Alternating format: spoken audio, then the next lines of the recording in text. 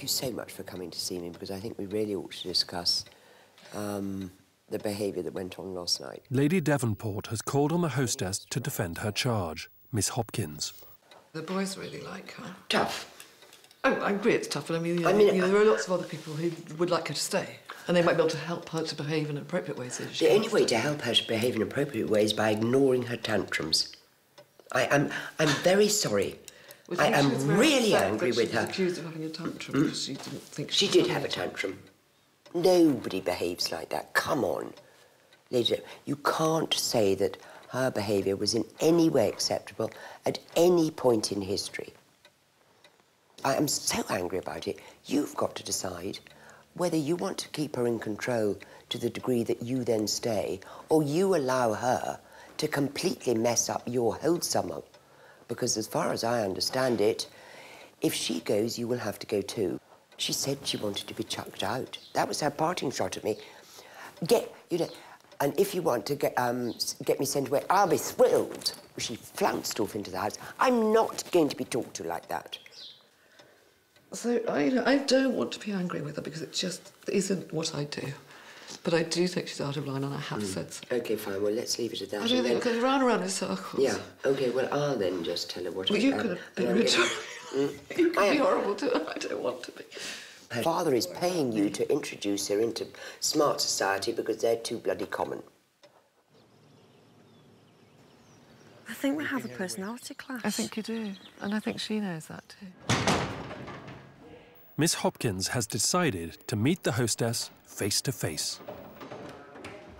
People like myself and then some of the other girls are really, really finding this hard. I'm not that stupid, my love. I am well aware that everybody is finding this exceedingly difficult, so am I.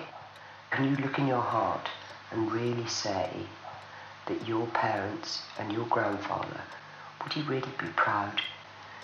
Do you think, oh, my girl's really good, she's upset everybody in the house? I really don't think that's for you to say, do you?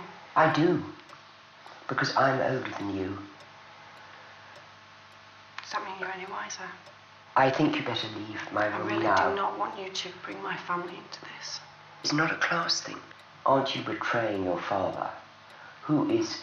My father wants the best for me, yes. Yes, and he sees the best for you to learn how to behave in polite society. And that's what I'm here to learn. So, a bit more humility.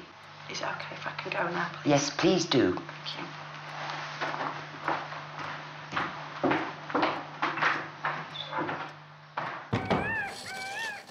To relieve the tension in the women's quarters, Mr. Gorrell Barnes is supervising an evening entertainment which they too can enjoy. The rising sun. No Regency party was complete without fireworks. These replicate those designed for the inauguration of the Prince Regent on June 19th, 1811. Determined that his firework party should herald peace and harmony over his reign at Kent Church, Mr. Gorrell Barnes visits the hostess. All she seems to be doing is thinking about how hard she's finding it. I mean, I don't know if advice is the right word, but my advice opinion is I think we should probably cut people a bit of a slack and ease them into it. Because I think that such restrictions that are being applied to some women, and especially women that have had such a free life before in the 21st century, that they might need more time to adapt. I know we are. I know we are. This, which is love. That's it.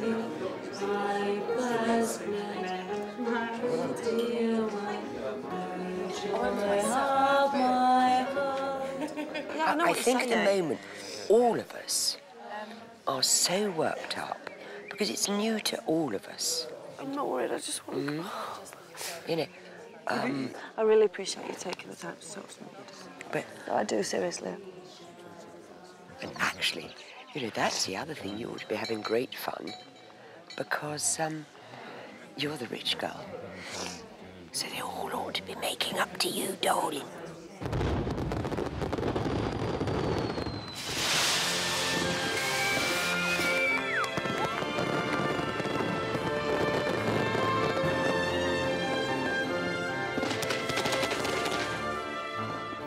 The fireworks bring a moment of pure Regency magic. But will they have the desired effect?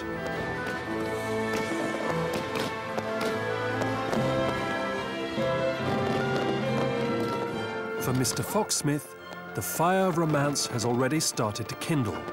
And it would appear Miss Hopkins, too, could have an admirer. See, I've never been this close to fire. No, I haven't. I feel very close, actually. That is so beautiful. Look.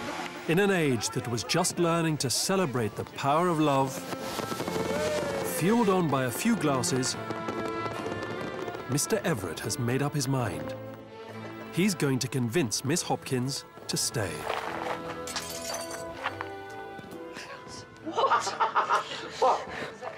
I'm sure. No, I am wooing you. I'm wooing you in a big way. Appreciate your advances towards me, but No, I just find it extremely attractive. From the moment you walked in here, I find you attractive. You're awesome. I want you to come down here. Do you want to come down here? Stop it. It's not fair on them. Come on. Of course it isn't. It's exactly what I'm going to Get. No, if you do it, I will reprimand you and get back inside. Fantastic. No, I mean it.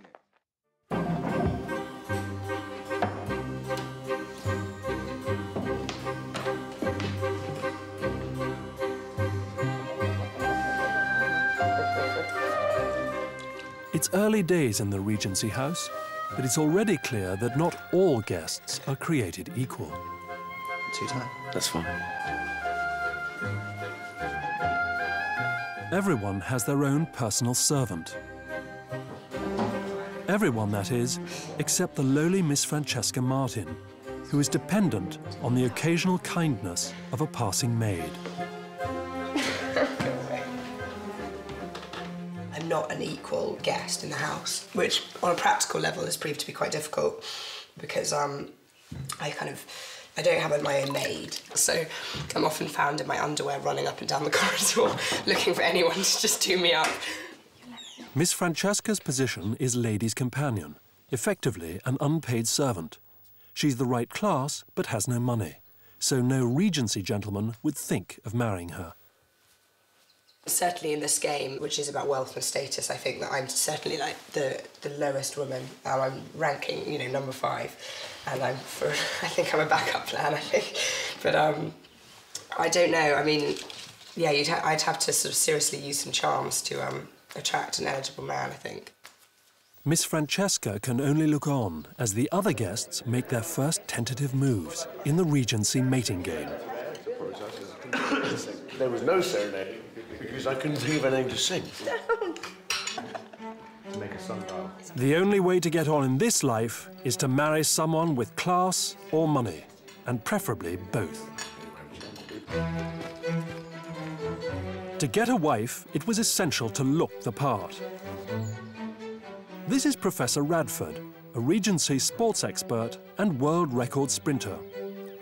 Regency gentlemen would use distinguished sportsmen like him as personal trainers.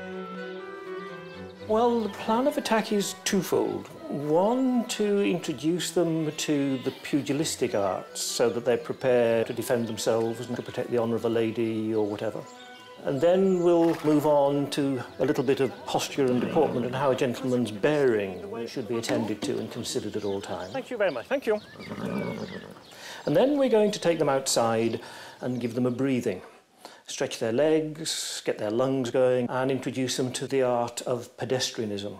Right. Walking athletically, walking in a manly way, walking in a way that might in fact lead to competition and wager. Thank you. As the wealthiest and most eligible of the Regency bucks, the master of the house, Mr. Gorrell Barnes, can afford to take this lightly.